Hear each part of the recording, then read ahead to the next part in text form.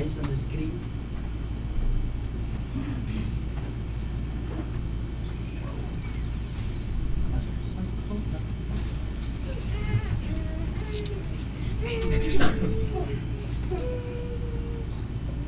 Sige po, tayo po ay manalangin.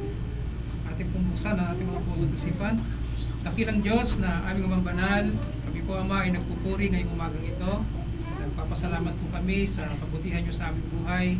Salamat po Ama sa araw na ito sapagkat kami po ay dinako niyo ng maayos, matiwasay sa inyong gawain para po kami po ay makapanambahan ngayong umagang ito sa Espiritu at katotohanan.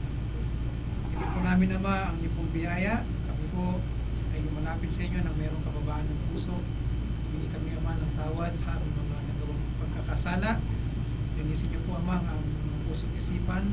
Anumang karumihan na meron kami, kung kami man po ay merong hatred, meron kaming jealousy, envy, at kung meron kami mga kaisipan naman na hindi po kaaya-aya sa inyong harapan, ito po ay aming nilalapit sa inyo. At kami po yung patawarin at linisin. At sa ganun naman, hindi po maging hadlang sa aming pong pananambahan ngayong umagang ito. Nawa ang lahat po ng gagawin namin ngayong umagang ito sa aming pong pananambahan sa inyo ay maging kapuri-puri at isang mapamunghain sa inyong pong harapan. Dalain ko po Ama na kami po ay gabayan ng kapangyarihan po ng Banal na Espiritu sa aming pong pagsamba upang aming pong ma-discern Ama ang inyong pong mensahe ngayong umagang ito. Muna Ama, napakabuti niyo sa buhay namin. Salamat po at meron kaming pribileyo na kami po ay makalapit sa inyo sa aming pong pananambahan. Salamat po Ama at patuloy niyo pong bakuran ng proteksyon ang inyong pong gawain at dalayan ko po ng bawat sa amin ay ang aming pong focus lamang ay kayo Ama. Salamat po sa oras na ito na ibinigay niyo sa amin at muli namin ibinabalik ang lahat po ng papuri at pasasalamat sa dakilang pangalan ng aming Panginoong Yesus.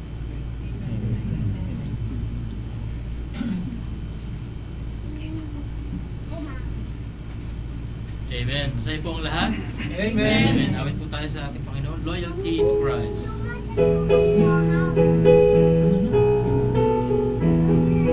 On verse 1, sing now. From over hill and plain, there comes the signal strain. It's loyalty, loyalty, loyalty to Christ. Its music rolls along. The hills take up the song of loyalty. Loyalty is loyalty to Christ. On to victory, victory, on to victory, victory. Christ our great commander on. We'll soon possess the land. Through loyalty is loyalty, loyalty to Christ. Oh, here we brave the sound that moves the earth around. This loyalty, loyalty, loyalty to Christ. Arise to dare and do. Bring out the watchful children of loyalty. Loyalty is loyalty to Christ. On to victory, on to victory. Christ our great commander on. When movement is command, we'll soon possess the land. Through loyalty, loyalty is loyalty to Christ. Come join our loyal throng, we're out the giant wrong. This loyalty, loyalty, loyalty to Christ. Where Satan's banners float, we'll send the battle note of loyalty, loyalty is loyalty to Christ. On to victory, on to victory. Christ our great commander on. When movement is command, we'll soon possess the land. Through loyalty, loyalty is loyalty to Christ. Amen. Amen. Next team, since I have been redeemed. Are you redeemed? Amen. Amen.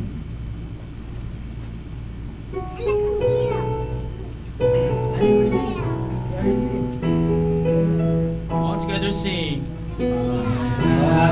A song I love to sing since I have been redeemed of my Redeemer, Savior, King, since I have been redeemed.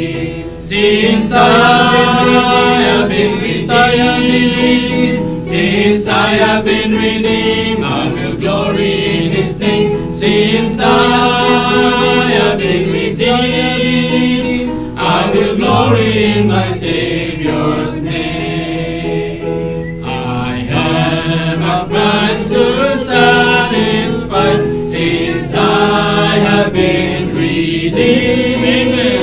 To do His will, my highest prize, since I have been redeemed.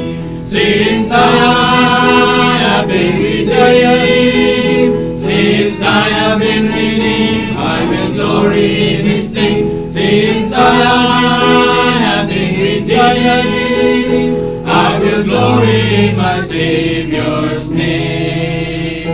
I have a witness bright and clear, since I have been redeemed, dispelling every doubt and fear, since I have been redeemed. Since I have been redeemed, since I have been redeemed, I will glory in His name. Since I have been redeemed, I will glory in my Savior's name. Amen.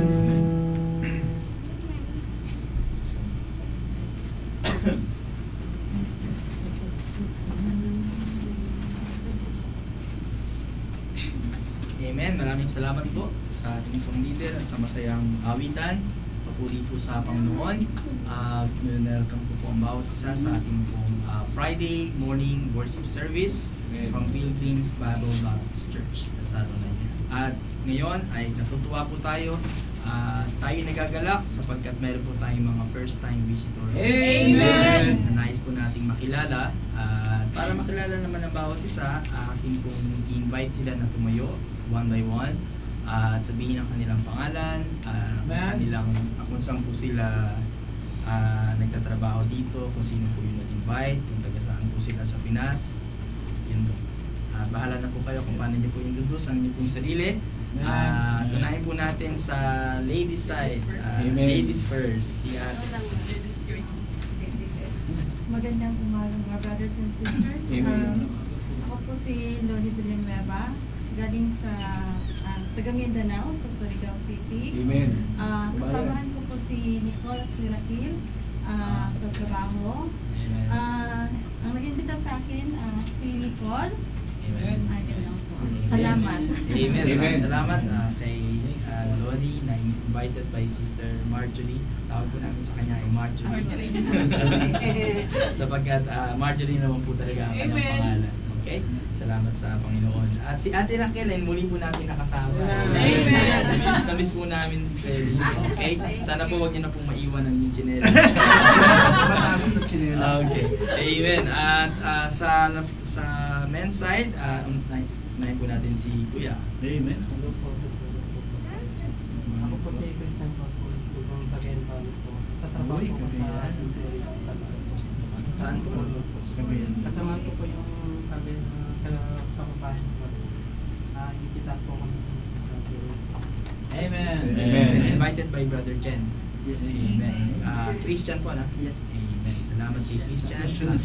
At welcome po sa ating church.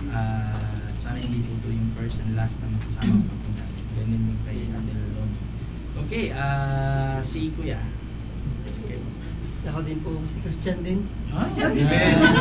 Christian Manuloyon. Sa apelyido, half Bisaya, half Batanggenyo. At kasalukuyang nagtatrabaho dito lang sa tapat ng Kapsahan dyan. Malapit Nakalimutan ko lang po. sino nag-invite sa akin kasi pareho. Basta nakalimutan ko. Nagbuhat tayo.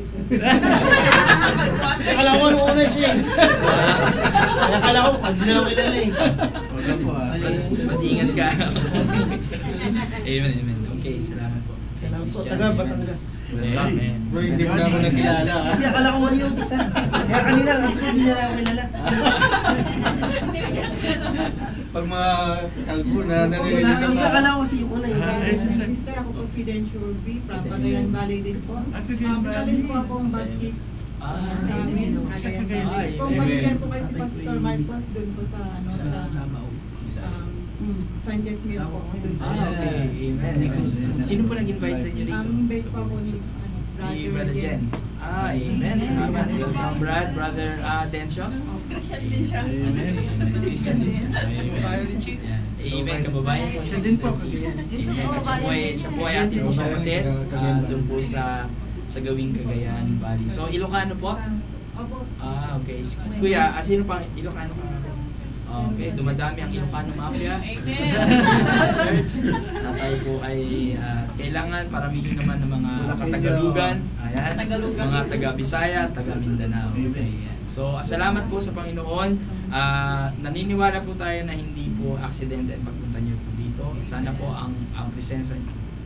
Actually, ang presensya niyo po ay blessing na po sa amin.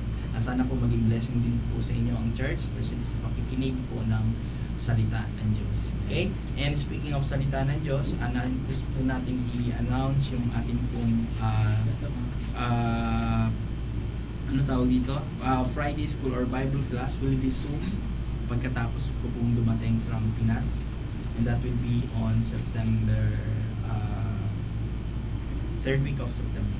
Okay, 3rd week of September. Sapagkat next week po ay hindi po ako makakarating dahil kailangan ko mag-stay over the weekend sa Neon dahil yun po ay aking pong last few days sa company, so I need to settle everything first before I leave. And then maglilisin po ang ating pong Bible class pagdating ko po, sapagkat sa naman po sa August 13 nandito po ako ng Friday morning. Okay, so ang mangyayari lang po doon ay memory verse quizzes. Okay, yun lang po ang ating gagawin sa Friday, pero wala po tayong lesson. After that, sana po ay huwag maglakwatsa ang mga estudyante, kayo po ay mag-aral, meron po tayong mga leading assignments. Huwag po kayong matuwa dahil mawawala po ako, matutuwa po kayo dahil wala po tayong mga quiz. Pero natutuwa din po ako dahil nakikita ko naman yung zeal, yung excitement ng bawat estudyante para magpatuloy sa ating Bible doctrine class. Sapagkat mahalaga po na ang bawat isa ay matuto sa salita ng Diyos para po sa ikalalago ng bawat isa. Pag-pray niyo po ang aking pong pag-alis sa August 30, around 7 p.m. ang aking pong flight. So makaka-attend pa po ako ng church ng Friday morning. Ako pa rin po yung magiging preacher. And then, itatagubilin po natin sa ating pong preacher Edwin ang church. At sana po ay suportahan niyo po ang ating pong lingkod ng Diyos sa gawain. And then, we will see to it na maging maayos po ang programa with the help of Brother Jeff and with the Transformation Ministry. Pag-pray po natin ang ating po mga drivers, Brother Carlo, Brother Andy, Brother Jen, and Brother Jeff. Okay, and speaking of Transport Ministry, pag-pray din po natin yung ating pong plano na magbumili ng sasakyan. Pero bago yan, pag-pray din natin yung Altima na maiayos po natin bago po natin siya ibenta para nasa ganun magkaroon po ng mas maayos na, mas mataas na value. And salamat sa Panginoon sa provision sa church na ito at patuloy tayo nakakapag suporta sa ating po mga missionaries, sa ating po mga pastors and missionaries sa Pilipinas, and I believe na sa around 6 po ang ating pong sinusuportahan. 4 lang po. 4 lang daw po pala. Okay? So yun. So pag-pray natin ang kalaguan ng church na ito nang sa ganun madagdagan pa yung ating pong mga pwedeng suportahan ng mga missionaries and pastors po sa iba't ibang lugar. And siguro yun lang po ang ating pong announcement. Sana po makarating po kayo mamaya. Meron po tayong Friday evening service. That will start at around 6:15 p.m. Okay? And pero wag po kayong mawawala sa ating pong Bible doctrine class, Mastering the English Bible, the Gospels, which will start at 4 p.m. At meron din po tayong quiz mamaya. So get ready. Amen? Maraming salamat sa Amen.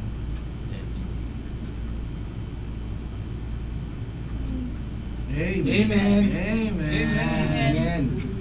Amen. That's right. Amen.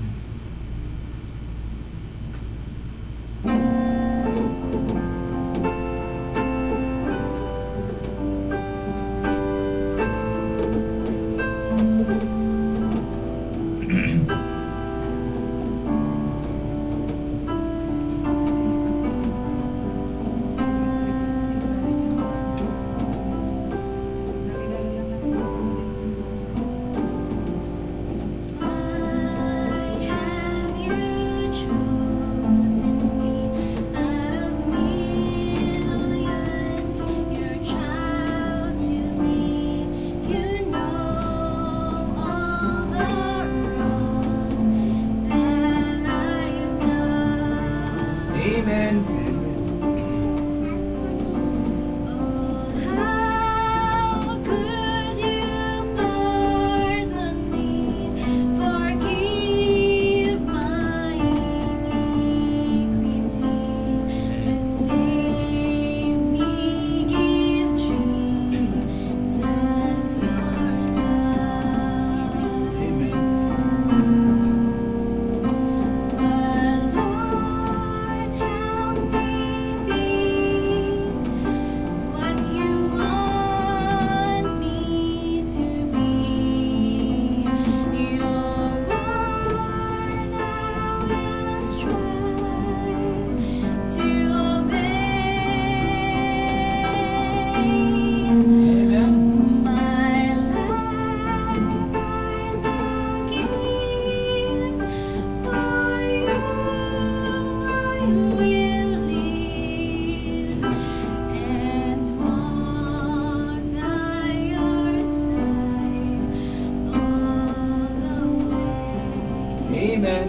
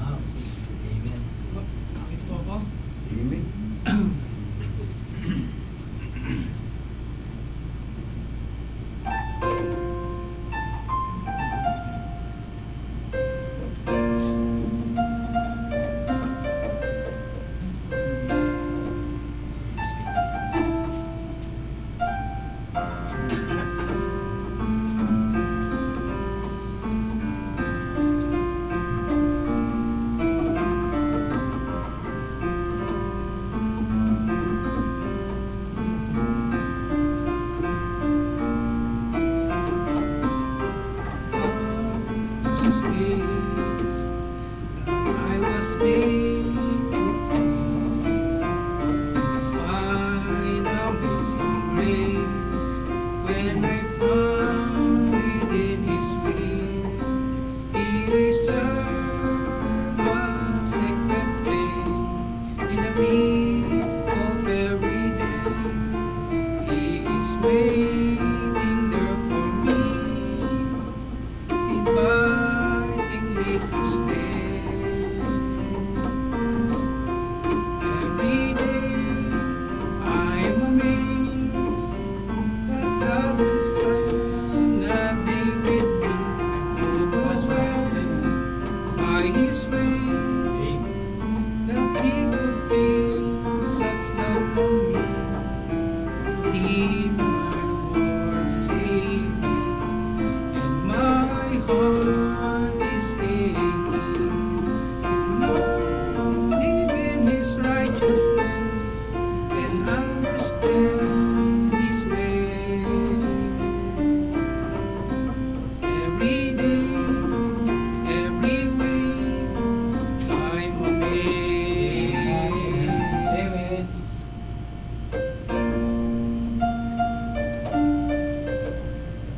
God's heart is a space that only God can fill, and He covers by His grace with the blood of Jesus' will. He invites me to a place in the midst of every day. He is waiting there for me, inviting me to stay. Every day I'm amazed that God would spend each day with me. I'm overwhelmed by His ways, that He could be such love for me. He my Lord save me, and my heart is aching to know Him in His righteousness and understand His ways. Every day, in every way, I'm amazed.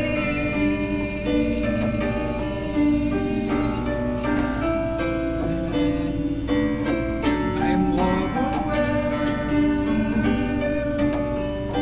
by His ways, that Jesus would save me, and my heart is aching to know Him in His righteousness and understand His ways. Every day, in every way, I'm amazed.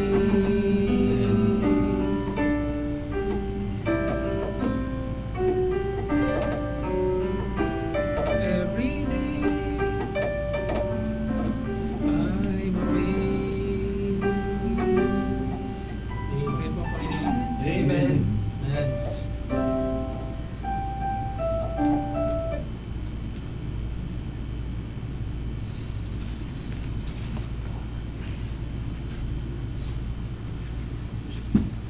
For Bible reading, let us open our Bibles if we have. The book of Proverbs, Proverbs 15. We'll read from verse 17 down to the last verse, which is verse 33.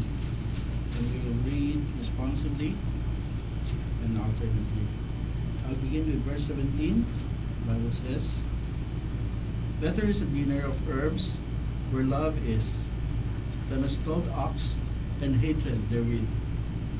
A wrathful man stirreth up strife, but he that is slow to anger visits strife. The way of the slothful man is an hedge of thorns, but the way of the righteous is made plain. A wise son maketh a glad father, but a foolish man despiseth his mother. Holy is joy to him that is destitute of wisdom, but a man of understanding walketh uprightly. Without counsel purposes are disappointed, but in the multitude of counselors they are established. A man hath joy by the answer of his mouth, and a word spoken in due season. How good is it? The way of life is above to the wise, that he may depart from envy. The Lord will destroy the house of the proud, but he will establish the border of the widow. The thoughts of the wicked are an abomination to the Lord, but the words of the pure are pleasant words. He that is greedy of gain troubleth his own house, but he that hateth gifts shall live. The heart of the righteous is a gift to answer, but the mouth of the wicked poureth out evil things. The Lord is far from the wicked, but he heareth the prayer of the righteous. The light of the eyes rejoiceth the heart, and a good report maketh the bones fat. The ear that heareth the reproof of life abideth among the wise. He that refuseth instruction despiseth his own soul, but he that heareth reproof getteth understanding. Altogether, the fear The fear of the Lord is the instruction of wisdom, and before honor is humility. the word of God. Amen.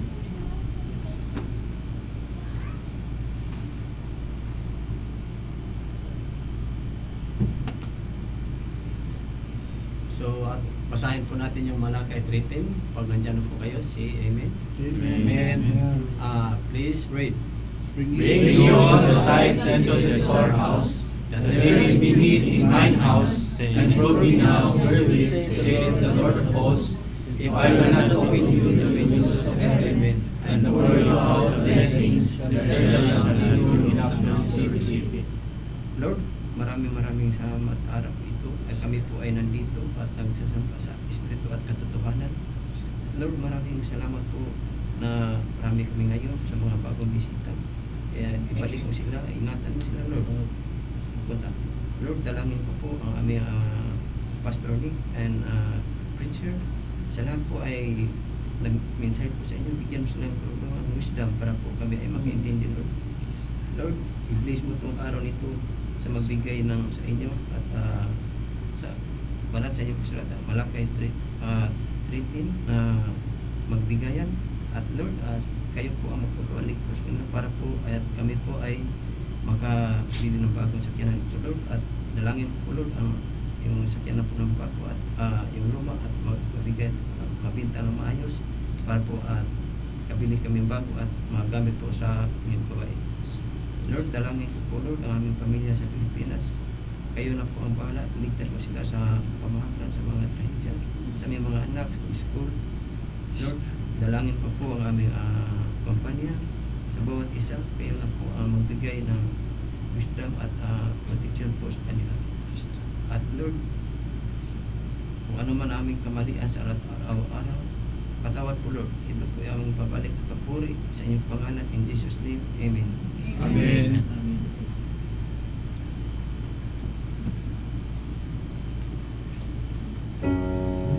Praise God from whom all blessings flow. Praise Him, all creatures here below.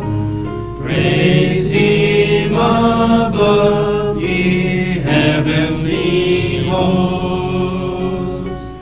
Praise Father, Son, and Holy Ghost. Praise God from whom all blessings flow. Praise Him, all creatures here below. Praise Him above, ye heavenly hosts. Praise Father, Son, and Holy Ghost.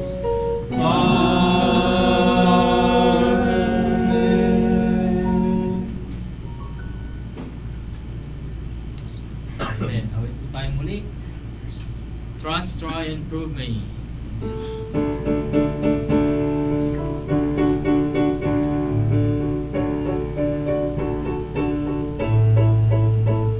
I'll sing. Bring me all the tithes into the storehouse. Again. Amen. All together now sing. Bring you all the tithes into the storehouse. All your money, talents, time and love. Consecrate them all upon the altar. While the Savior from above speaks sweetly, trust me, try me. Through me send the Lord of hosts and see if a blessing, unmeasured blessing, I will now pour out on thee.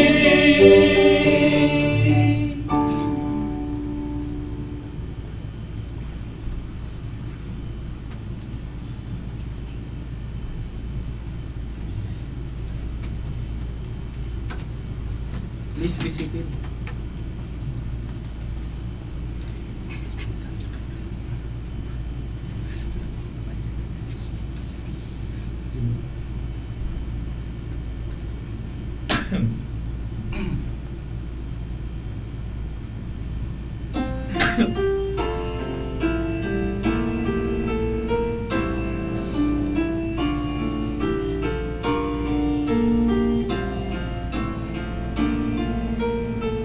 When I survey the wondrous cross on which the Prince of Glory died, my richest gain, I count but lost and pour content on all my pride. For be it, Lord, that I should boast, save in the death of Christ my God. All the vain things that charm me most, I sacrifice them to His blood. See from His hand, His hands, His feet, sorrow and love, flowing down the line. There such love and sorrow made, or thorns composed, so rich a crown. Where the horror of nature mine, that were oppressed and far too small, love so amazing, so divine, demands my soul, my life, my own. Demands my soul, my life, my own, my own.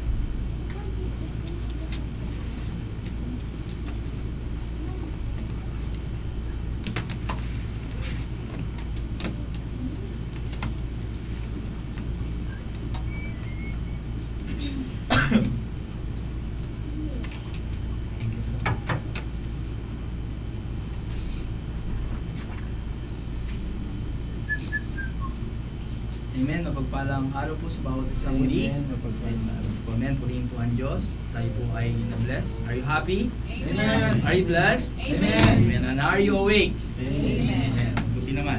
Sa mga walang tulog dyan, tayo po ay makikinig ng salita ng Diyos. And this time, naanyahan ko po ang bawat isa na tumayo at nagbigay galang sa pagbasa ng salita ng Diyos. Amen.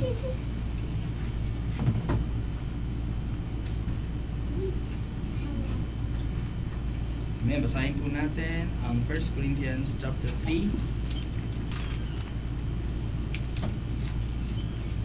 12 to 15. And then mark your Bible sapagkat babasahin din po natin ang James 2, 12 to 13. So basahin po natin ang 1 Corinthians chapter 3, 12 to 15 ng sabay-sabay. And then, lilipat po tayo sa James 2, 12 to 13. Okay? Nandiyan na po kayo? Amen. Amen. Reading now.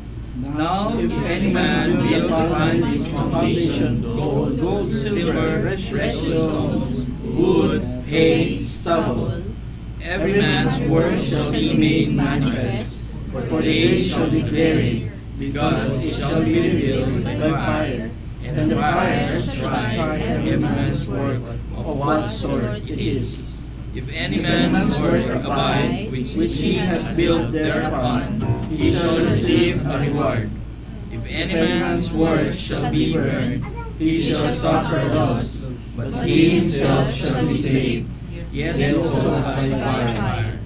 James chapter 2, 12 to 13. James 2, 12 to 13. Reading now.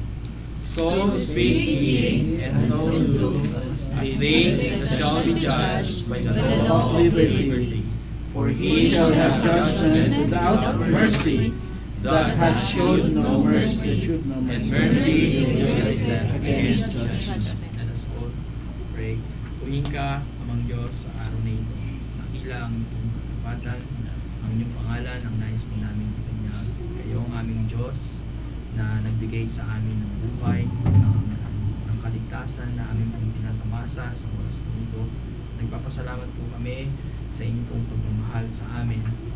Sa aming kahinaan ay nandyan pa rin kayo, Panginoon, para i-provide ang aming pong kailangan. Nandyan kayo para i-guide kami sa katotohanan. With the guidance of the Holy Spirit guiding us in all truth, ay kami ngayon ay dadako sa pag-aaral ng inyong pong salita. Nais ko pong idalangin na sa bawat minuto na aming pong bubulin, ang aming pong goal ay makinig. Ang aming goal ay may focus. Ang aming pong sarili sa pag-aaral. At ang aming goal is para purihin kayo at para tanggapin ang bawat review, bawat reproof, bawat correction, bawat instruction in righteousness, that the man of God may be perfect, fully furnished unto all good works. Ang hangad po ng bawat isa ay kalaguang espiritual. Kayo po nakababatid ng aming po mga espiritual na pangangailangan. Dalain ko nga po na tumimo po kayo, tumimo po sa aming puso't kaisipan ang aming pong maririnig mula po sa inyo pong salita. Sapagkat ang ito pong salita ay parang pong isang, the word of God is quick and powerful and sharper than any two-edged sword. Lord, nais ko pong idalangin na kayo pong tumilo sa bawat isa. Maging sa aming pong mga bisita, sapagkat alam po namin hindi po aksidente ang pagpunta po nila. Meron po kayong purpose. Iparamdam niyo po sa kanila at makita ang inyong pong kalooban. At ang inyong pong kalooban ay makikita lamang at maririnig mula po sa inyong pong salita. Dalayan ko nga po na tanggapin ang bawat isang buhay na walang hangganin na offer niyo, Panginoon, through the blood of our Lord and Savior, Jesus Christ. At sa amin po mga mananampalataya, dalayan ko rin po ang pagkatuto sa inyo pong salita, that we can become doers of the word and not hearers only. Na sa paglabas po namin sa lugar na ito ay daladala po namin ang panuntunan mula po sa inyo pong salita na siyang magsisilbing manual, na siyang magsisilbing gabay po namin sa bawat desisyon na amin pong gagawin, sa bawat lakad na amin pong pupuntahan, sa bawat bagay na amin pong gagawin sa isip, sa salita at sa gawa. Lahat pong ito ay base lamang po nawa sa inyo pong kalooban. At kayo po, Lord, ang kumilos sa inyo pong lingkod, magsilbing mouthpiece today to to deliver your message with soundness and clarity na siyang kailangan po ng bawat isa. Humingi po ako ng tawad sa inyo po paanan sa oras na ito at dalayan ko po na maging katanggap-tanggapang lingkod as your servant para po magsilbing mensahero at maging instrument of righteousness, a channel of blessings, and a vessel unto honor. Hindi lamang po ang lingkod, kundi ang bawat isang kasama ko po ngayon. Ito po ang aking samot panalangin sa matamis na pangalan ng aking Panginoong Jesus. Amen. Amen. Amen. Pwede na pong umupo ang bawat isa. Maraming salamat. So, ang ating pong titingnan today ay yung tinatawag na tanong ng bawat isa. Paano kung tayo ay kinuha na ng Panginoon? Paano kung ikaw ay isang mananampalataya at masasabi mo na ikaw ay isang mananampalataya kung ikaw ay nakakilala sa ating Panginoong Kristo? Ang Panginoong Kristo lamang ang tanging daan na sinabi ng Bible na magbibigay ng kaligtasan sa bawat isa at wala nang iba pa. At kung ikaw ay isang tunay na mananampalataya, tinanggap ang Panginoong Kristo bilang iyong sariling Panginoon at tagapagligtas, ang pupuntahan mo ay yung tinatawag na langit. Okay? So, langit, heaven is where God is. Yan po ang tirahan ng ating pong Diyos sa langit na siyang nagbigay sa atin ng kaligtasan mula dun sa apoy ng impyerno para maranasan natin yung tinatawag na kalangitan. Amen. Ngayon, ang tanong natin ngayon is, paano kung tayo kunin ni Lord? Paano kung sa oras na ito ay bigla tayong kinuha ng Panginoon? Halimbawa, mamaya o bukas. Alam natin marami tayong mga pangarap, meron tayong mga pangarap sa ating pamilya, meron iba dyan gusto pang mag-asawa. So, hindi natin alam kung hanggang kailan tayo mag-i-stay sa lugar na ito. Amen? That's right. So, meron nga mga biro-biro kapag ang isang tao ay medyo masama, anong sasabihin mo? Sana kunin ka na ni Lord. Huwag naman sana, di ba? Sabi ng iba. Yun lang, na titake natin ang pangalan ng Panginoon in vain pag ganyan. Na every time na lang si Lord na lang yung ating pinag-uusapan ng walang katuturan. Pero ngayon, may katuturan na pag-usapan ng ating Panginoon. At may katuturan na pag-usapan natin yung isang tanong kung kailan tayo kukunin ng Panginoon. So, ang title po ng ating pong message today is When the Believer Faces God. Ayan. Kailan ba kapag tayo humarap sa Diyos, anong ating mararanasan? So, there are two things na dapat nating tingnan. Doon sa ating pong passage, number 1 na ating titingnan, when the believer faces God, he will be part of the judgment seat of Christ. Okay? And number 2, when the believer faces God, he will either receive or lose a reward. So number 1, tingnan po natin, as far as I remember, na ituro na natin ang judgment seat of Christ, especially sa Friday school. Pero bigyan po natin ng diin ang judgment seat of Christ. Bakit? Sapagkat napapanahon, kasi even ang mga Kristiyano ay masyadong hook doon sa current na balita about doon sa Olympics, na masyado yung hinuhook ang hapang inyong sarili doon sa kung sino ang mananalo ng gold, ng silver, at ng bronze, sino na magiging top na country, at sino yung magiging makakatanggap ng gold sa ating pong bansa. Hindi ba? Masyadong hook ang bawat isa sa balitang ito. Pero alam nyo ba, yung judgment seat of Christ, pag titingnan natin ang history ng judgment seat of Christ, ang sinabi dun sa 2 Corinthians chapter 5, verse 10, sabi rito, for we must all appear before the judgment seat of Christ, okay, that everyone may receive the things done in his body according to that he hath done, whether it be good or bad. So, dito sa verse 10 na ito, ang tinutukoy dito ay yung tinatawag na Bema Judgment. So, ano ang Bema Judgment? Ang Bema Judgment ay mararanasan lamang ng isang believer. At sino ba ang believer? Tulad na nabanggit ko kanina, ang believer ay yung sinabi sa John chapter 1, verse 12. Ano sabi doon sa John chapter 1, verse 12? But as many as received Him, to them gave He power to become the sons of God, even to them that believe on His name. So if you are a believer on the name of the Lord, kung ikaw ay nanampalataya sa pangalan lamang ng ating Panginoong Kristo, na dati ikaw ay anak ng dyablo, na dati ay hindi ka anak ng Diyos, Ngayon na itinanggap ka na. Amen. Through adoption. Sino ba ang anak ng Diyos? Ang Panginoong Kristo. Pero dahil nga sa binigyan tayo ng karapatan na maging anak ng Diyos nung tayo nanampalataya kay Kristo, Right. ang ating pong pupuntahan ay where? Sa langit. Amen. At hindi sa impyerno.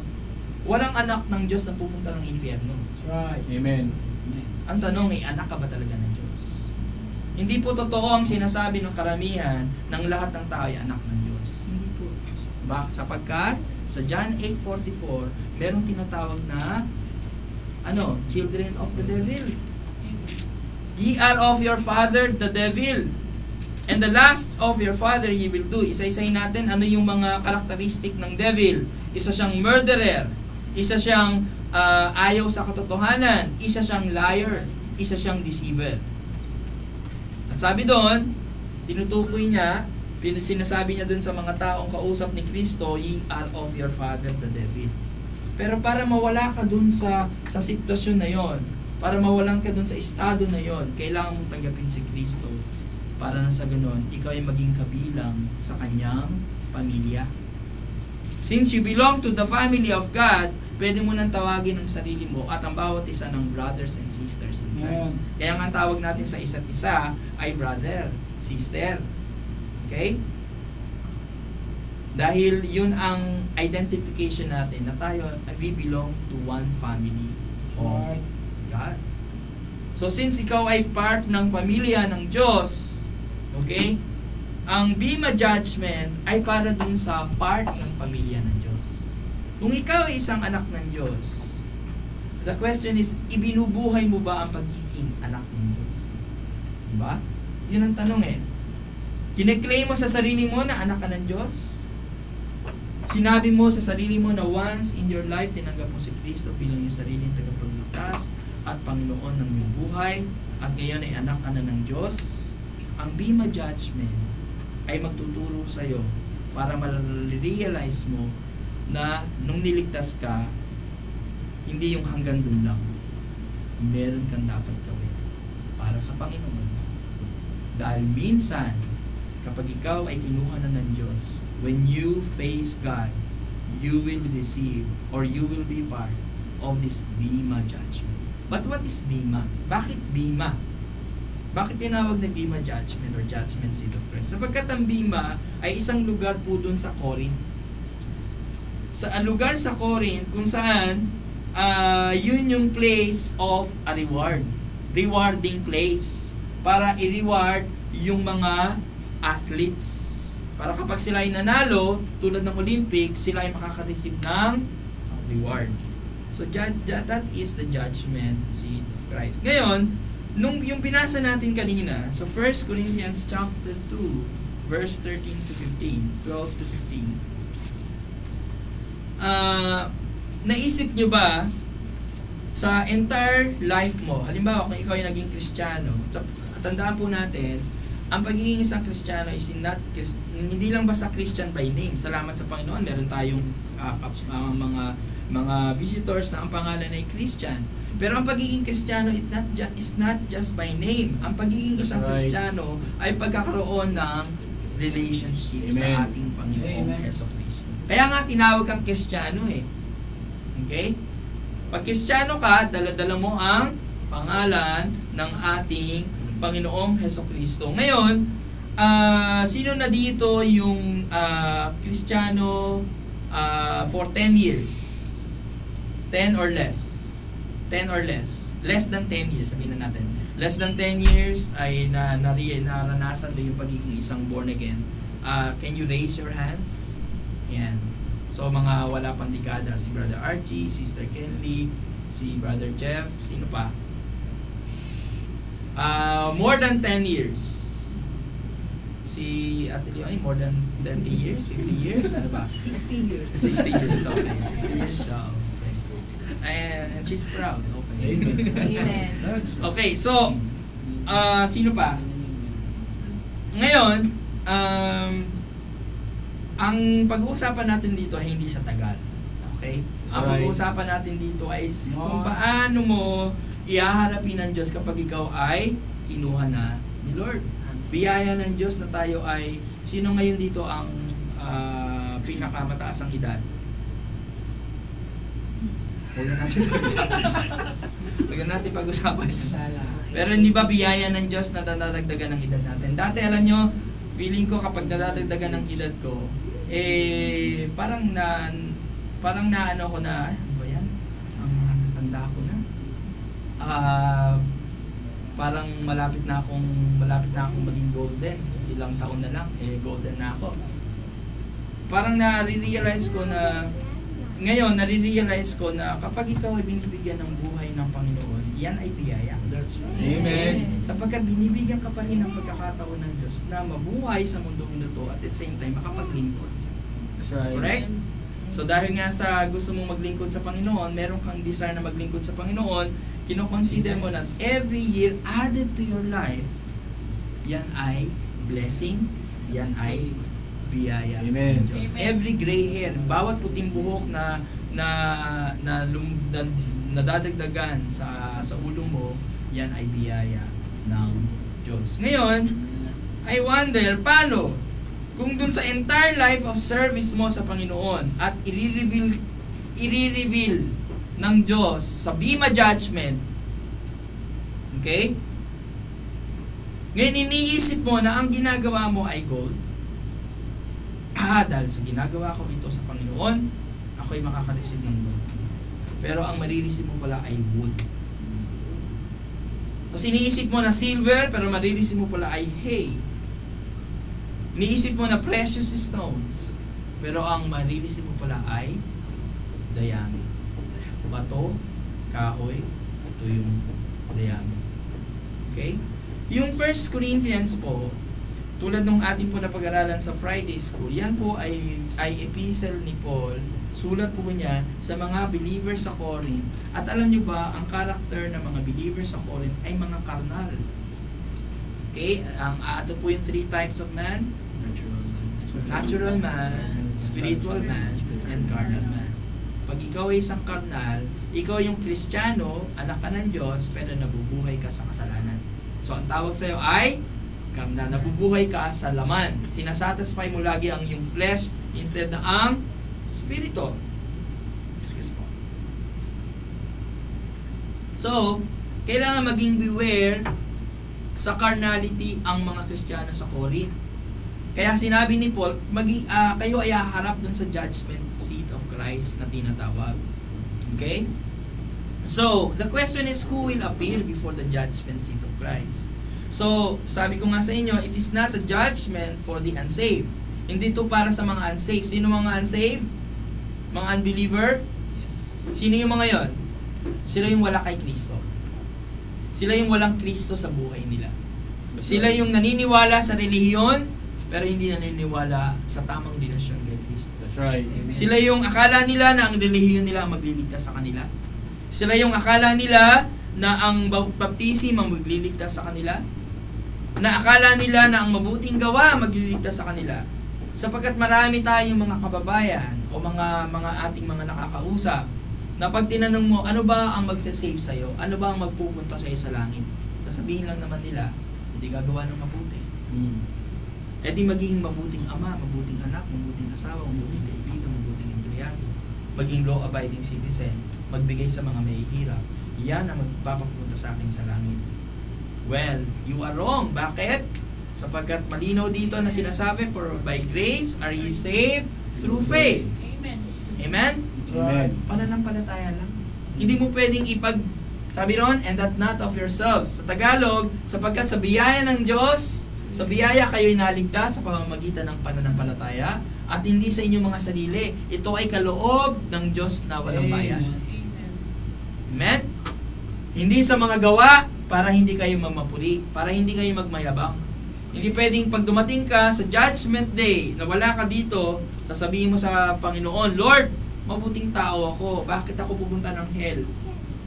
Dapat ang pupunta ng hell yung kapitbahay ko na chismoso at chismosa.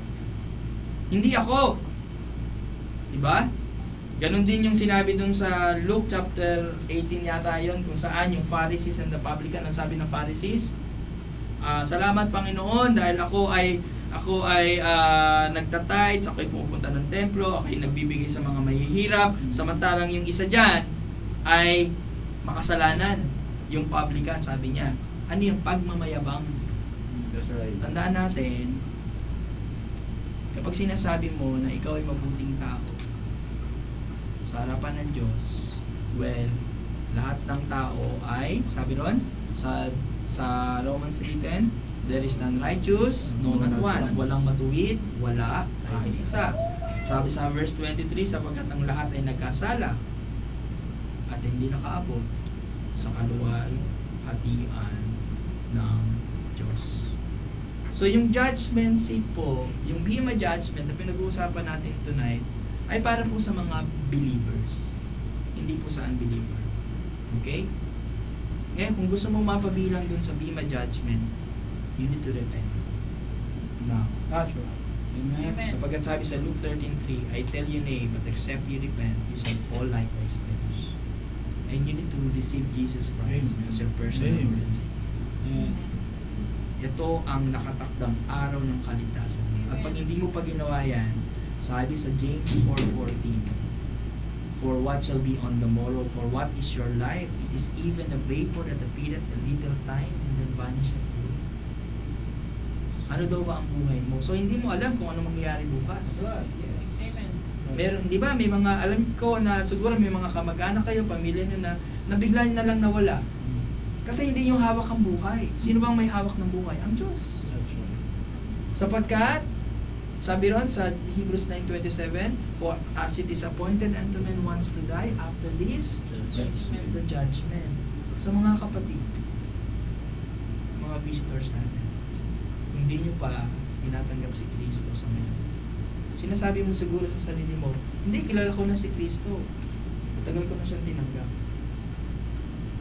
Well, you need to examine yourself kung talagang tinanggap mo ba si Kristo bilang yung sariling Panginoon at tagapagligtas. Sapagkat hindi mo lang siya tatanggapin bilang tagapagligtas, kundi tatanggapin mo siya bilang Panginoon. Amen.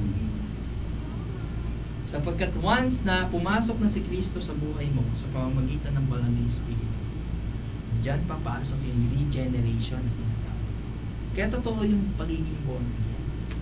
Sapagkat pag sinabi mong born again, hindi ito yung grupo ng born again na pumapalakpak ka. Hindi yun ang pagiging born again. Ang pagiging born again ay relationship. That's right. Amen. Sapagkat pag sinabi mong born again ang isang tao, siya ay pinanganak na muli. Dahil ang kanyang espiritu before, from Ephesians 2:1, ay dating patay.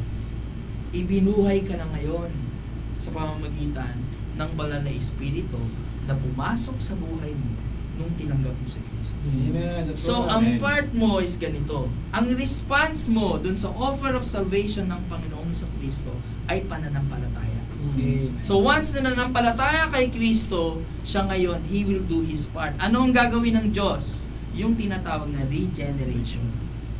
Born again. Pag sinabing regenerated na born again, ipinanganak na muli. So, yung spiritually dead na status mo dati, ngayon ay nabuhay na. Meron na ngayong spiritual awakening. Bakit? Meron na ngayong Holy Spirit na pumasok sa buhay mo. So, hindi po totoo na ang Holy Spirit ay nawawala. Ang Holy Spirit ay minsan lang dumarating sa buhay ng tao. At dahil nandyan ang Holy Spirit sa buhay mo, sa puso mo, siya na ngayon ang mag-e-enlighten sa'yo. Ito ang function ng Holy Spirit sa buhay ng isang Kristiyano. Number 1, ang nagdodraw sa atin papunta sa Diyos ay ang Panginoong Jesucristo. Pero ang nag-e-enlighten sa atin ay ang Holy Spirit. At pag na-enlighten ka sa salita ng Diyos, siya din ang magko-convict sa'yo.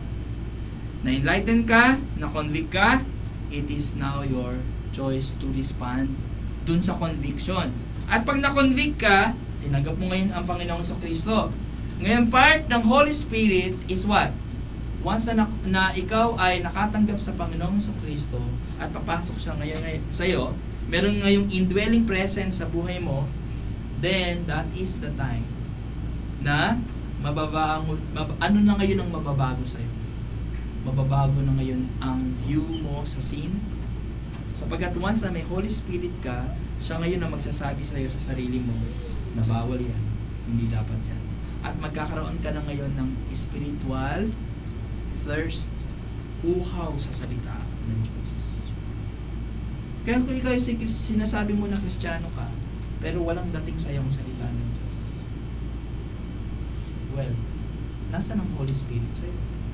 O baka naman in the first place, walang Holy Spirit dahil walang tunay na pagtanggap. Tandaan po natin, pwede mong sabihin externally sa mga tao na ikaw ay Kristiyano. Okay? Pwede kang maging externally faithful sa church, for example. Pero ang true conversion comes from the Word, through the Holy Spirit. Without the Holy Spirit, you will not be converted. Tandaan po natin. Kaya no wonder, may mga sinasabi, mga professing Christian, na sinasabi nila, ako ay Kristiyano, ako ay tumanggap kay Kristo. Pero ang buhay niya noon, at ang buhay niya ngayon, ay parehas.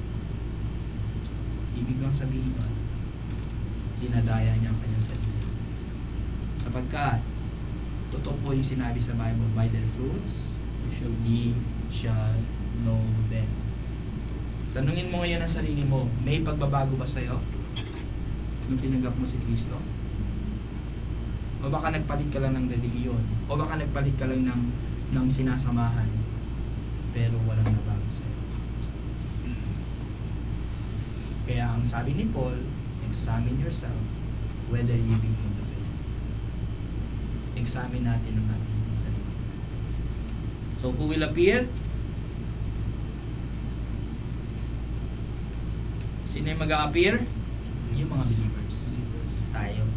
Tayo ang makakaranas ng tinatawag na Bema Judgment. But what is the purpose of Bema Judgment or Judgment Seat of Christ?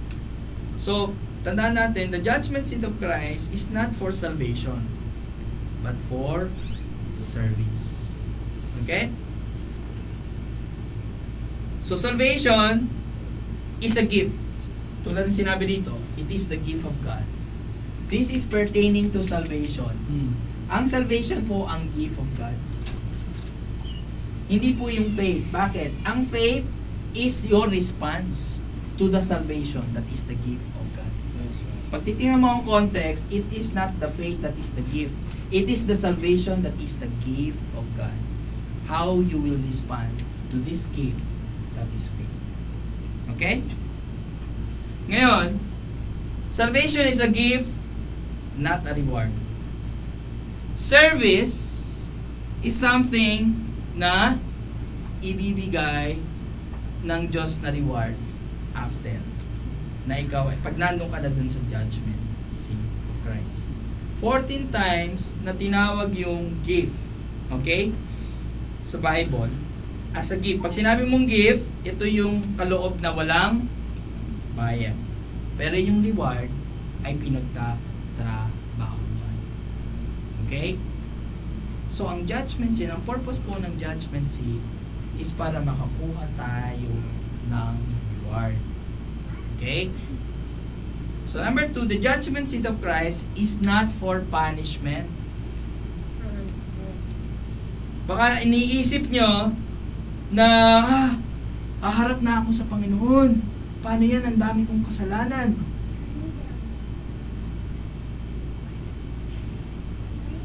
Tama ba yun? Judgment seat of Christ is not for punishment but for rewards or loss of rewards. Okay? So, yung pong klase ng buhay ng Kristiyano dito sa mundong ito ay dito magbe-base dun sa dami ng reward na makukuha mo sa langit. Okay? Then Christian life, there are two things. Christian life is likened to gold, silver, and precious stones. These three precious things. Okay? Alam niyo naman yung gold. Alam mo naman na may value ang gold, di ba? Tama? May value din ng silver. May value din ng precious stones. At ito, hindi na di-devaluate to kapag bumili ka sa market. Is pataas ng pataas. Okay? Yung iba mga nag-i-invest talaga sa gold. Okay? So, Christian living refers to things such as walking in fellowship with Christ. So, itinulad ang ating Christian life sa gold, silver, and precious stones. Tulad nung the following. Ano yung mga pwede nating sabihin na itong ginagawa mo is likened to a gold, silver, and precious? Number 1, walking in fellowship with Christ day by day. Paano kaya yon? Kasama mo si Kristo araw-araw daw. Hindi kasama mo ang mga unbelievers. Hindi kasama mo yung mga tao na nagbibigay sa iyo ng bad influence. Mga bisyo, alak, sigarilyo, at kung ano-ano pa, drugs. Ano pa? Number 2, walking in the spirit and not in the flesh. Hindi mo hinahayaan na flesh ang magtatagumpay sa iyo. Ano ba ang gusto ng flesh? Ano ba ang gusto ng flesh? Pleasures. Something na magpapa-entertain sa'yo. Ang gusto ng flesh, manood ka na lang ng TV, manood ka ng telenovela, mag-Facebook ka maghapon, magdamag, naubos ang oras mo ng ganon. Tapos minsan nagkamanalisim ka na kahit wala kang phone, ganon. Kita mo yun na, ha? Diba? Ano pa? Maintaining a fruitful prayer life. You are a man of prayer. Madalas kang mag-pray, hindi yung nagpe-pray ka once a week lang. Nagpe-pray ka kapag nandito lang sa church. Delighting in God's Word. Natutuwa ka kapag nakakarinig ka ng salita ng Diyos. You don't feel it boring. Hindi ka nabobore pagdating sa salita ng Diyos. Mas gusto mong pinag-aaralan ng salita ng Diyos. You love coming to church. You love seeing the brethren. Gusto mo nakikita ang mga kapatiran. Gusto mo silang nakakasama, nakaka-fellowship. Hindi yung gusto mong ka-fellowship mo ay ang labas. Instead na ang loob. Okay? Separating from the wicked things of the world. Na alam mo na wicked ang isang bagay, hindi mo hahayaan na ikaw ay mag-dwell doon sa wickedness na yun. Ikaw ay magsa-separate dun sa mga bagay na yun. Sapagkat sabi ng Bible, di ba? Be not conformed to this world in Romans chapter 12, verse 2. Isa-separate mo ang sarili mo from false teaching. Hindi mo hahayaan na ang dala-dala mong katuruan, ang pinaniniwalaan mong katuruan ay maling katuruan. Paano mo ba malalaman kung ang katuruan ay tama at mali? Umattend ka sa church na nagtuturo ng tamang doktrina. That's right. At number 1 doctrine na dapat mong malaman kung ang church ay tama is about the doctrine of salvation.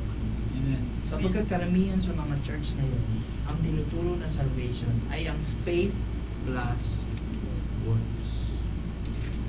Faith plus baptism. Faith plus religion. Faith plus meditation. Faith plus at kung ano-ano pa. Kaya dapat ingat tayo sa sinasalihan natin. Hindi lahat ng church ay tama. Tandaan po natin. Merong mga lulusot, mga lilitaw na mga tinatawag na bulaang propeta at ipipresent nila ang sarili nila as Christ. That's right. Tandaan po natin, ang tinatagig natin dito ay hindi tao, hindi ang Panginoong That's Yesus. right. Amen. Amen. Amen? That's right. Hindi ang pastor, hindi ang preacher, kung sino man. True. Ang tinatanyag natin dito ay walang iba, kundi ang pangalan ng Panginoon Jesus Christ. Amen. So Christian life is likened to gold, silver, and precious stones through all these things na sinabi ko sa inyo. Na kapag ginagawa niyo yan, is you will receive a reward. Amen? You will be richly rewarded. Na parang nakatanggap ka ng gold, ng silver, and precious stones. Sino dito ang mayroong mga limpak-limpak ng gold sa bahay?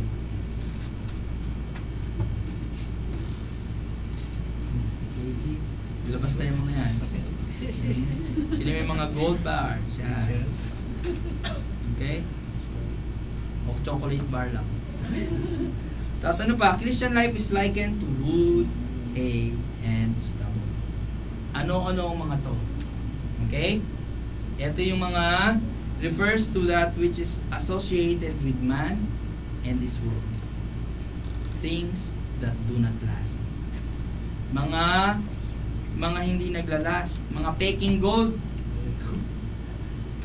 mga peking silver, mga fancy jewelries na kapag naarawan ay natutunaw. Okay? At walang value pagdating sa Diyos. Anything that has no value before God is wood, hay, and stubble. Ano ba yung characteristic ng wood, ng hay, ng stubble? Pwede siyang mabulok, at pag dinaan siya sa apoy, pwede siyang matunaw, pwede siyang matupok, at pwede siyang mawala, pwede siyang maging alikabok. Kaya nga kahit gaano kalaki yung dayami, di ba? Kahit gaano kalaki yung dayami, di ba? Kapag yan ay natupok ng apoy, magiging siyang alikabok. So, ganyan ba yung klase? Ganyan ba yung klase na ibibigay natin sa Panginoon? At tandaan po natin, maraming ministries na gawa sa wood, gawa sa hay, gawa sa stubble. Sino yun? Mga malalaking mga ministries. Mga mega churches. Kaya sila nagpaka-mega kasi nag-compromise sila. Nakalimutan na nila yung tamang pananampalataya. Nakalimutan na nila yung tamang doktrina. Naging loose na sila sa kanilang practices and faith. Hinayaan na lang nila na mga miyembro kung ano na lang sinusuot. Mga babae na ang sinusuot, mga naka-slit, kita na yung katawan. Mga lalaki na mga mahaba ang buhok, nakahikaw, nakatato at kung ano pa. At hinayaan nila na pumasok ang drums, pumasok na ang mga maiingay na mga music, na wala na ang solemnity ng pagsamba sa Panginoon. Ayan ang gusto ng tao eh. Yan ang gusto ng tao kapag kapag na-entertain tayo. Tandaan po natin, church, we are not here to be entertained. We're here to listen and study the Word of God. Amen? Amen. Nandito tayo para pagsambahin ng Panginoon. Nandito tayo para hindi satisfy ang ating flesh. Hindi para klitiin ang ating tenga sa mga love songs, sa mga songs na magbibigay aliw sa atin. Hindi para sumayaw, hindi para tayo ay pag-party-party. Nandito tayo para maglingkod at sumamba sa Panginoon. Amen? Amen. So ito yung mga tao who are wasting time on vanities, forgetting that life is short and that only that which is done for Christ will last. Ito yung mga tao who are talking about nothing. They don't talk about Christ. Ito yung mga tao who are wasting an inordinate amount of time tulad ng sports, video games, novels. That's right. Marami silang ini-spend na time sa mga walang kwentang bagay na siyang susunugin balang araw. Ito yung mga tao who are spending money foolishly sa mga sale items. Kapag nakakita ng sale, ang lalaki yung mata. So bibilin niya, uutangin pa. Right. Ito yung mga taong mahal ang mundo kesa sa Panginoon. Ito yung mga taong makamundo. Ito yung mga Kristiyano na puro kamunduhan. In na in siya sa kamunduhan. Pero out na out siya pagdating sa spirituality ng kanyang buhay. Ito yung nag-i-spend ng maraming time sa mga bagay nito, pero pagdating sa pag-aaral ng salita ng Diyos, siya ay naboboard, at siya ay inaantok, at siya ay walang gana. So, wood, hay, and stubble. Ito ba yung klase ng Christian life na ipinumuhay mo sa mundo nito when you face God? Okay? So when the believer faces God, yun yung judgment seat kanina. Ngayon naman, when the believer faces God, he will either receive or lose a reward. Okay? He will receive or lose a reward.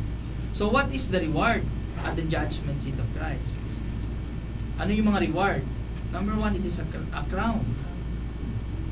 It is the position of authority and service under Christ. Ano sabi sa Revelation 2:26-27? Basahin natin. Revelation 2:26-27. And he that overcometh and keepeth my works unto the end, to him will I give power over the nations, and he shall rule them with a rod of iron. As the vessels of a potter shall they be broken to shivers, even as I receive of my Father. Kasama nating mag-reign si Kristo. What if dun sa millennial reign of Christ, isa ka dun sa may mga posisyon? Amen. Halimbawa, pagdating sa millennial reign of Christ, nakita mo si Brother Chris. Wow. Kanyang position ay janitor. Amen. Amen. O why not? O para naman. Diba? At least may position. Amen. Diba? So, yun nga, one kind of reward is a crown. Number two, treasures. Okay. Treasures. Hindi ba yung sabi dun sa Matthew 6:19-21? Sinong mahilig mag-imbak ng treasure dito? Mag-imbak ng gold, ng silver, ng diamond. Okay. Wala namang problema yan. Magandang investment yan. Pero may sinasabi dito sa Matthew chapter 6:19-21. Sabi dito, lay not up for yourselves treasures upon earth, where moth and rust that corrupt, and where thieves break through and steal. Huwag daw kayo mag-iimpok ng kayamanan dito sa lupa kung saan ito ay na dito sumisira ang tanga at ang kalawang at dito nanguhukay at nagsisipagnakaw ang mga magnanakaw. So ano ang context nito? Does it mean ba na huwag kang magpayaman? Does it mean ba na hayaan mo na lang na ikaw ay maging mahirap, wala kang treasure, wala ka man lang investment, wala kang insurance, wala ka man lang ininvest para sa anak mo? Ito ba yung context nito? No. Ang context nito is gamitin mo wisely kung anong binigay ng Diyos sa'yo. Amen. That's right. Kung gagamitin mo lang yan sa mga walang kwentang bagay, halimbawa, sumweldo ka, tapos ginastos mo lahat yan sa mall, bumili ka ng sangkatutak na sale items, sangkatutak na shoes para ka na sa Imelda, dahil mo shoes sa bahay, pero minsan mo lang ginamit, ayaw mo na. Ano, feeling mo mayaman ka sa utang dahil sa kakabili ng mga walang kwentang bagay. So lay not up for yourselves treasures upon earth, sabi Lord. Kailangan matuto tayong gamitin kung anong binigay ng Diyos sa atin. Amen. Wisely. Para na sa ganon, unang-una para hindi ka rin maghirap. Pangalawa, para mag-flow yung blessing sa'yo. Dahil kapag meron ka, sabi nga, it's more blessed to give than to receive. Pero let us always remember the number one rule. Sabi dun sa Matthew 6:33, seek ye first the kingdom of God and His righteousness, and all these things will be added unto you. Ano ba yung mga first? First is yung 10% of your income na ibigay mo dun sa Panginoon.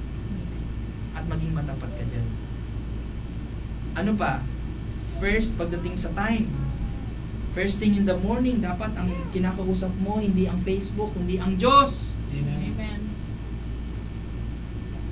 Tapos pagdating sa gabi, dapat ang kinakausap mo, hindi ang Facebook, kundi ang Diyos.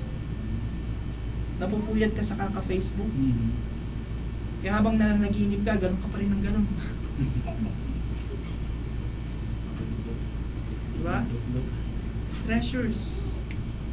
How do you spend your treasures? Is it for the Lord? Or is it for our own benefits? Okay? Pero yung mga heavenly treasures are done on a spiritual basis. Na kailangan i-indulge mo ang sarili mo sa mga spiritual na bagay. And that will give you treasures in heaven. Amen? So there's a crown, there's a treasures, and number 3, there's a word of commendation. Commendation. Tapik. O pwede kang ipakilala sa lahat in front of the audience, of the spectators.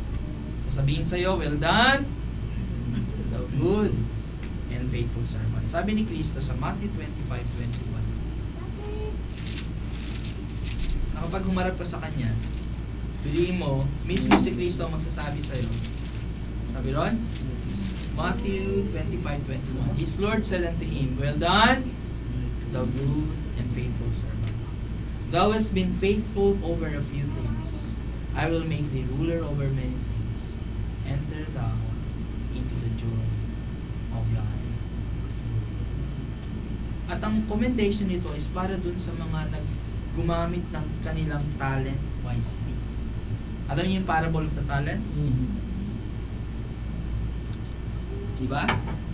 Merong binigyan ng 5, naging multifold ang kanyang tubo dun sa talent na yun. May binigyan ng 1, itinago pa niya, hindi niya ginamit. Diba? Pero ito, yung mga naging faithful, yung mga servant na gamit ang kanilang gift, ang kanilang talent, pwede silang bigyan ng commendation. Well done. Di ba? Masarap ang feeling, no? Kapag yung boss mo is nako-commend ka. Highly commended ka. Sasabihin sa'yo, itong empleyado natin ito is an employee of the month because of his hard work and dedication. Okay. O baka naman baliktad. Itong empleyado na to, ito yung tutulog-tulog. Ito yung nagnanakaw ng ballpen. Ito yung laging late. Ito yung pakapakapilang. Ito yung empleyado na to na walang ginawa kundi kumalap ng mga chismis. And so on and so forth. So anong klase kang empleyado? And in this church, ano kang klaseng member of the church? Ikaw ba yung bibigyan ng commendation ng Panginoon sa Kristo? Tandaan po natin, kaya nga hindi dapat tayo tumitingin sa tao. Hindi tayo dapat naglilingkod sa tao. Hindi tayo dapat gumagawa sa church kapag may tao lang. Dapat, ginagawa nating lahat ng ito, merong tao man o wala, ginagawa mo yon para sa Panginoon. Sapagkat ang commendation ay hindi manggagaling sa tao. Dahil hindi lahat ng commendation ay totoo. Hindi lahat ng sinasabi sa iyo ay totoo galing sa tao. Baka pagtalikod sa iyo, sasabihin mo, naniwala naman sa akin. Pero ang commendation kapag nanggaling kay Kristo is true and genuine. Anong klaseng commendation? Ano bang commendation ang gusto mo? Commendation galing sa tao? Sapagkat people may fail you. For example, gawa ka ng gawa sa pagiging empleyado mo, you have been a hardworking employee pero hindi napapansin. O halimbawa sa church, you've been a hardworking member of the church. Meron kang ministries pero hindi ka natatap sa shoulder para sabihin amen lang. Maganda na ang commendation ay magagaling kay Kristo. Amen? Kaya kapag tayo gumagawa sa Panginoon, kapag meron tayong ministries or anything na ginagawa natin para sa Panginoon, huwag nating i-expect ang commendation of men. Amen? Sapagkat lahat ng yan ay para sa Panginoon. After all, sabi ng 1 Corinthians 15:58, therefore, my beloved brethren, be steadfast, immovable, always abounding in the work of the Lord, for as much as you know that your labor is not in vain in the Lord. May kabuluhan po lahat ng ginagawa natin para sa Panginoon. So, as part of our conclusion, bakit nga ba tinuturo ng Bible ang judgment seat of Christ? Bakit ibinigay ni Kristo yung katuruan about His judgment seat? Na ngayon pa lang, alam mo na may mangyayaring judgment seat kapag ikaw ay nakuha na. Tandaan po natin, if you are a believer, may experience mo yung tinatawag na rapture. Ano yung rapture? This is the snatching away of the believers. Ito yung sinasabi sa 1 Thessalonians 4:16, na ikaw ay magkakaroon ng glorified body. The dead in Christ shall rise first. Yung daw mga namatay para kay Kristo ay mabubuhay muna. Sabi ron, maririnig mo yung shout from heaven with the voice of the archangel at with the trump of God. Mabubuhay ang na kay Kristo. Okay? And then sa 17, tayo na mga buhay daw at nanatili sa mundong ito shall be caught up together. So yun yung rapture. You will be caught up together with them in the clouds. Magkakaroon tayo ng glorified body.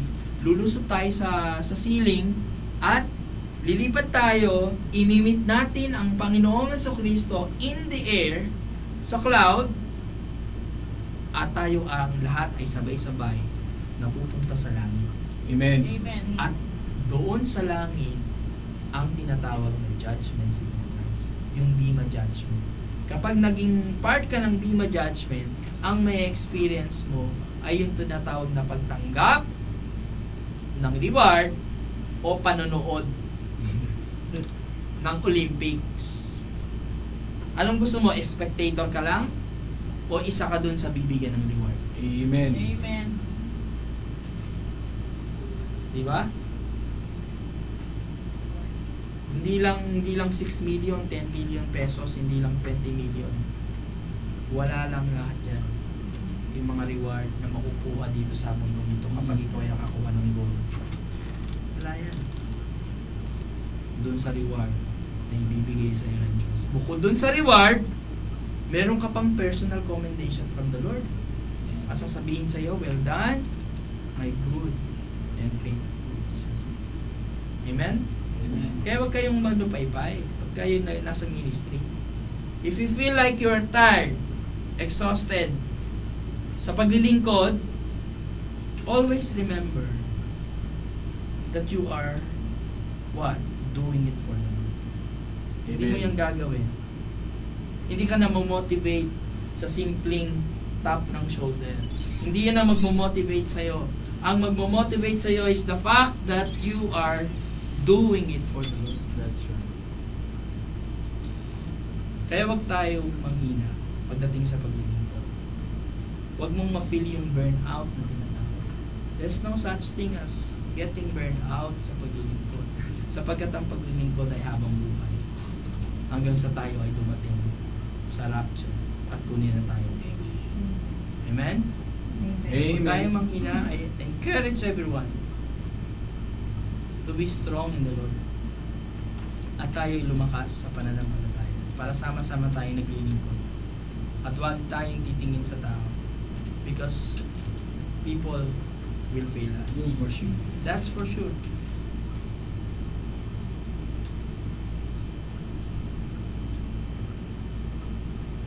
So number one reason bakit binigay ni Lord ang judgment seat of Christ, because it motivates the believer to be spiritual.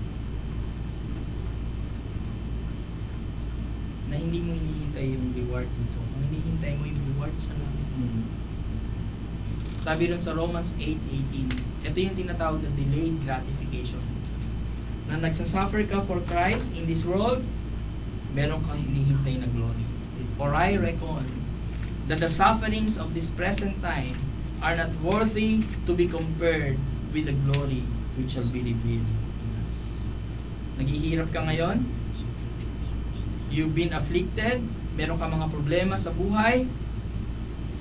Lahat ng sufferings na yan ay para matuto ka, na lumago, and at the same time, para ma-realize mo na yung sufferings na meron ka in this world are not worthy to be compared dun sa glory na i-reveal ng Diyos sa atin pagdating sa langit. Kaya nga minsan napapanaginipan ko ang rapture. Problema lang, nalalaglag ako. Pero minsan lang yun. Panaginip lang naman yun. So yun, number 2, it motivates the believer to be busy and faithful. Amen? So the question is, saan ka nagpapaka-busy?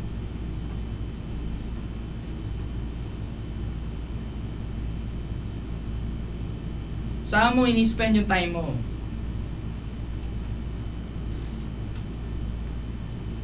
Saan ka mayroong zeal? Kanino ka nagpapaka-faithful? Kanino ka nagpapaka-loyal? Kanino mo ini-spend ang most of your time every day? Then don't expect na makaka-receive ka ng gold, silver, and precious stones sa Panginoon. Don't expect na makaka-receive ka ng crown. Don't expect na makaka-receive ka ng commendation.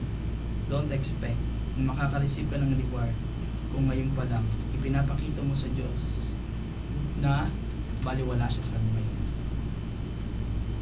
Siya yung master natin, siya ang ating pinaglilingkuran.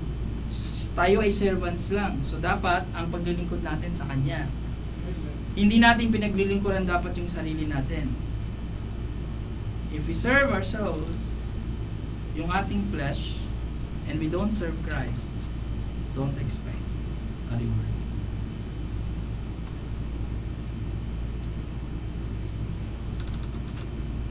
Kaya mga kapatid, tayo po ay magpakatapat sa ating Diyos.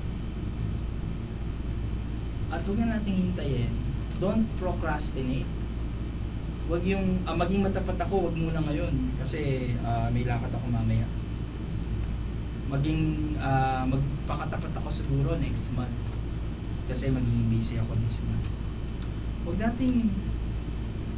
tayong, yung mga alam mo yun, yung parang, may bargain na nangyayari.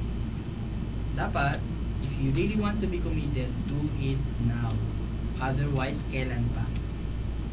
Kapag wala ka ng time, kapag uugod-ugod ka na, kapag hindi ka na makalakad, kapag masakit na ang tuhod mo, kapag puro puti na ang buhok mo, kapag hindi mo na nakikita, pag wala ka ng paningin para magbasa ng salita ng Diyos, wala ka ng pandinig para mapakinggan ang salita ng Diyos, kailan pa?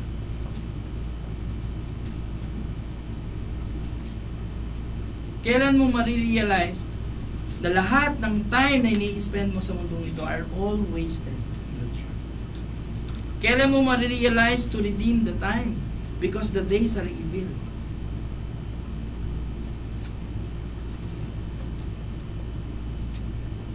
Then konting spend lang sa church for few hours, you feel like this is getting longer and longer and longer. Kailan pa kaya matatapos to? Samantalang pag nanonood ka ng movie, ilang oras ang movie? At least 2 hours. Pag nanonood ka ng series, halos gusto mong tapusin na, hindi napupuyat ka. That's right.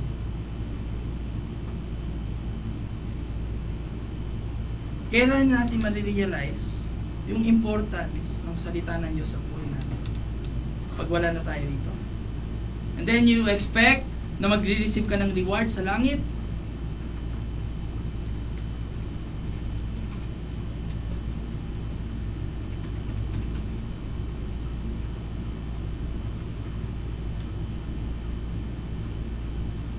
Pag umarap tayo sa Diyos, meron ba tayong marireceive na commendation? O wala? Baka dumaan lang sa Diyos ang Diyos sa'yo. Hindi ka kinamayan. Kasi binabaliwala mo lang siya sa mundong ito. Wala lang siya eh. Hindi mo nga mabanggit ang pangalan ni Kristo sa mga kasama mo sa office. Hindi mo man lang ma-declare that you are a Christian, that you have been saved by grace, that you have a Savior who died for you.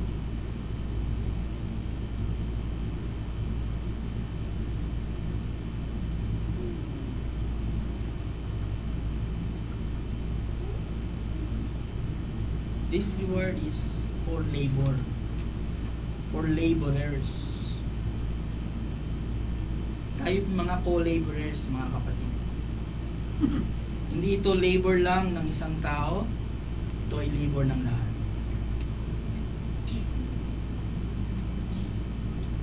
And there is no reward for being idle.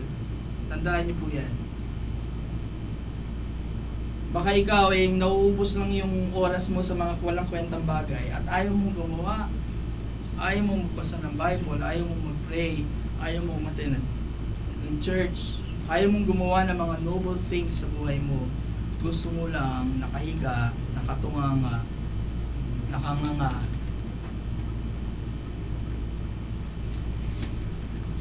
huwag tayo maging tamad sa Panginoon.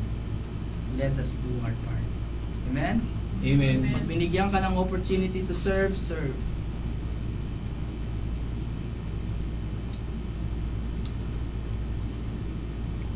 Ano sabi dun sa Proverbs? Sa Proverbs 18:9, he also that is slothful in his work is brother to him that is a great waster. Great waster. Are you a great waster? Or are you a great servant? Pamili ka. Are you a waster or a servant?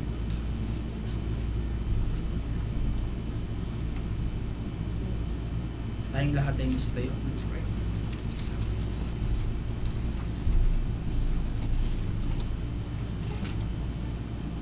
Let's pray. Panginoon, salamat nga po sa araw na ito for everything na ibinigay niyo po sa amin and for the light of your word. Para i-enlighten kami, para i-empower kami, para i-rebuke kami, para i-challenge kami, Panginoon. Dahil ang inyong po salita ay tulad ng isang timak na talagang pumupukaw sa amin. Masakit na pakinggan ang katotohanan, Lord, na marami kaming pagkukulang sa inyo pong ministeryo. At marami kaming mga sinayang na oras na imbes na i-spend namin para paglingkuran kayo, para mag-aral niyo pong salita, para manalangin, ay nayan namin na lamunin kami ng sistema ng mundong ito, ng technology, ng magpapaalis ng aming atensyon sa inyo, Panginoon. Kailan namin marirealize, O Lord, na marami na kaming oras na sinayang, Lord, sa inyo. At kailan kami manunumbalik sa inyo. Help us. Guide us, O God. It's about time for us to realize that we have done a lot of things against Thy will. Na siyang nagiging dahilan kaya naging stagnant ang buhay ng isang Kristiyano, Panginoon. Dahil walang realization. Dahil hinahayaan na nasundin namin ang aming laman kung bagkus instead na sundin namin ang inyong Panginoon. Tawaran niyo kami, Lord, for everything. Help us to be more faithful sa inyo pong ministry, sa inyo pong ubasan, para dumating ang time na pag kinuha niyo na kami, you can tell to us, O God, well done, my good and faithful servant. Huwag namin hayaang tumingin kami, Lord, sa tao na siyang pwedeng ika-disappoint namin.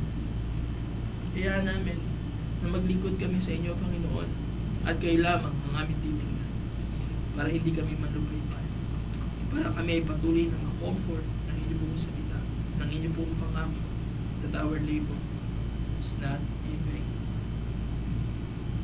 Lord, hiling ko po na kayo po mag-produce ng mga matatapat na miyembro sa church. Miyembro na hindi tumitingin sa tao. Miyembro na tapat, committed, dedicated, at focused sa kanyang paglilingkod sa inyo.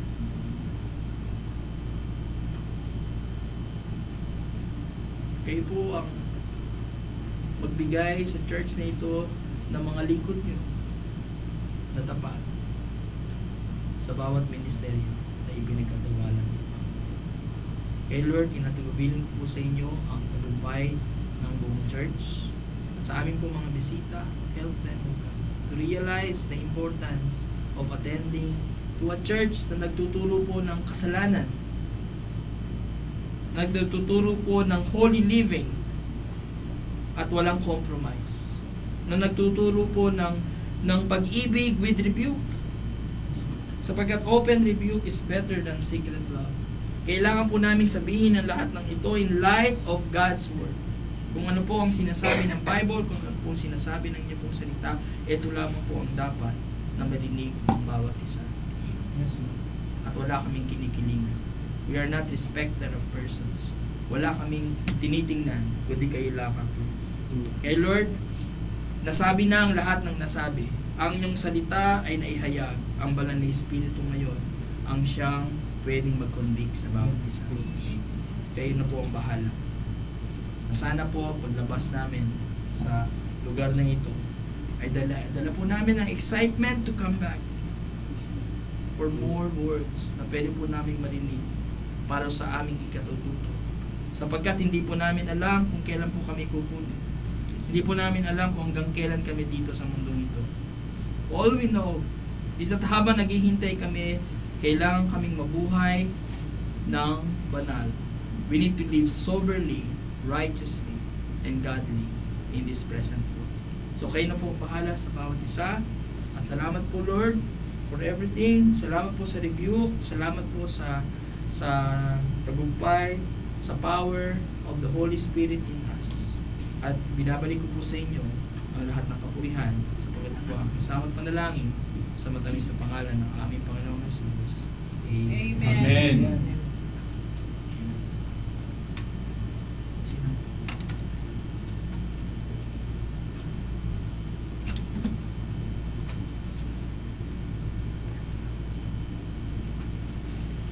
Amen. Masaya po tayo. Amen. To the work. Let's sing to the work.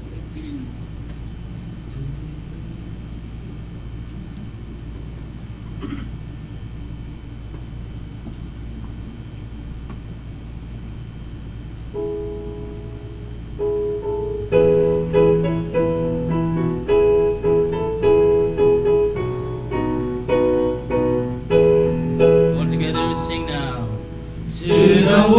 To the work, we are servants of God. Let us follow the path that our Master has trod. With the balm of His counsel, our strength to renew. Let us do with our mind what our hands find to do. Toiling on, toiling on, toiling on, toiling on, toiling on. Let us go, let us watch, and labor till the Master comes. To the work, let the hungry be fed, to the fountain of life, let the weary be led. In the cross and its banner, our glory shall be, while we herald the tidings, salvation is free.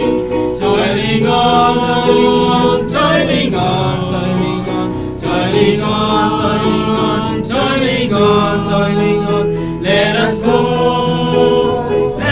fast, and labor till the Master's comes.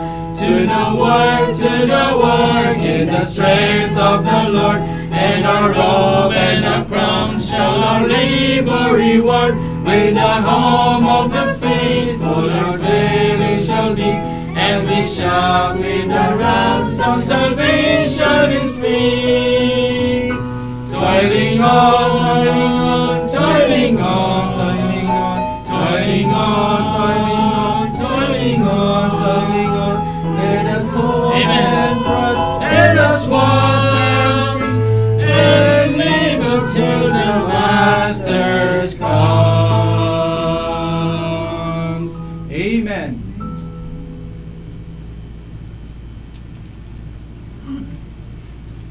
Tayo po'y manalangin sa pangwakas. Aming dakilang Diyos, maraming salamat po Panginoon sa inyong salita na aming narinig at big encouragement po Panginoon sa aming buhay na kami po ay magpapatuloy Panginoon Diyos.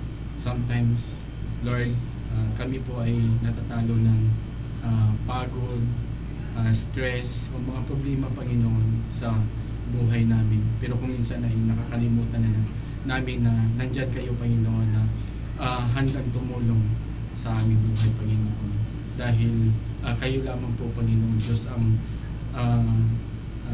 Diyos na nakakatulong at powerful sa lahat ng bagay, Panginoon Diyos. Lord, maraming salamat, Panginoon, sa aming pastor na ginamit po ninyo, Panginoon, upang i-encourage kami na magpatuloy, Panginoon, sa inyong gawain sa ministry, Panginoon Diyos, na pinagkaloob po ninyo. Dahil po itong ministry na ito, Panginoon, ay privilege po, Panginoon, na binigay po ninyo sa amin. Dahil, Lord, ito po ay perfect, Panginoon, na kalooban po sa buhay namin. Dahil ito po ay isang blessing po, Panginoon Diyos, sa buhay namin. Lord God, maraming salamat po, Panginoong Diyos, sa inyong salita muli ay patuloy na naging encouragement sa amin, Panginoon, na sabi nga po ninyong salita na well done, thou good and faithful servant, Lord God. At salamat po, Panginoon, sa inyong salita na nalaman po namin na mayroon po pala kaming reward, Panginoon, na magpapatuloy kami sa paglilingkod sa inyo. Reward po na napakarami, Panginoon, crowns, Panginoon Diyos, pagdating po ng judgment seat of Christ.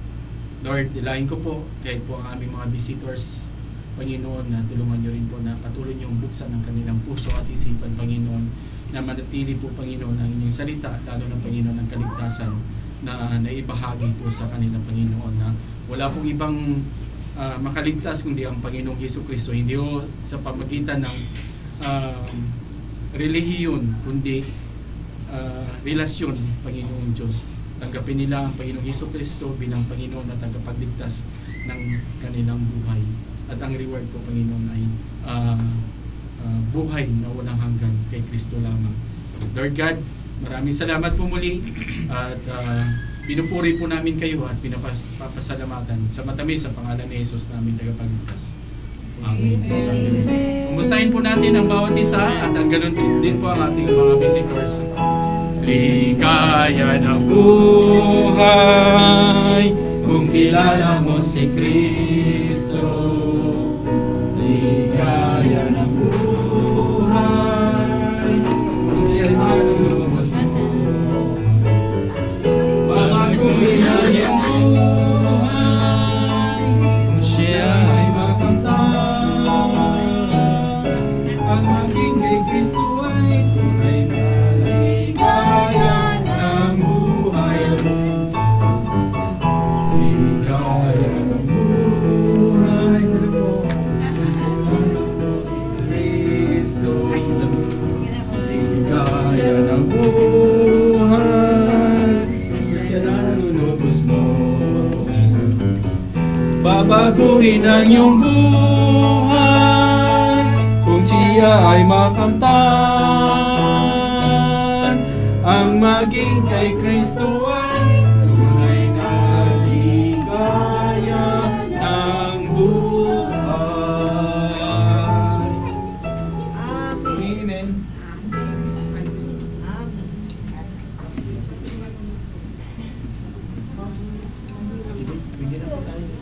Tapos na.